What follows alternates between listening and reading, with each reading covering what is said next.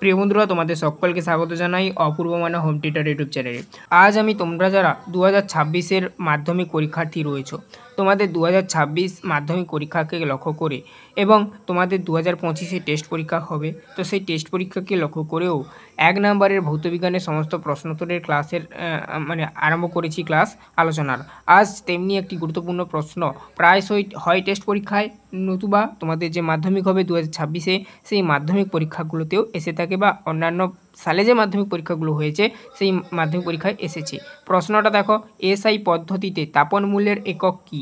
ঠিক আছে, এসআই পদ্ধতিতে তাপন মূল্যের একক কী? আবার বললাম, এই প্রশ্নের উত্তরটা কী দেখে নাও যারা জানো না। জুল পার কেজি, এখানে আমি লিখে দিয়েছি, এখানে আমি সংকেত আকারে লিখে দিয়েছি, এরকম লেখা হয় এটাকে যে, তারপর এটাকে হচ্ছে পার বলা হয়, কেজি, ঠিক আছে, জুল পার কেজি, ঠিক আছে। এটা ব্যাকেটের মধ্যে লিখেছি কিন্তু এখানে ব্যাকেটটা দেবে না তোমরা, ঠিক আছে।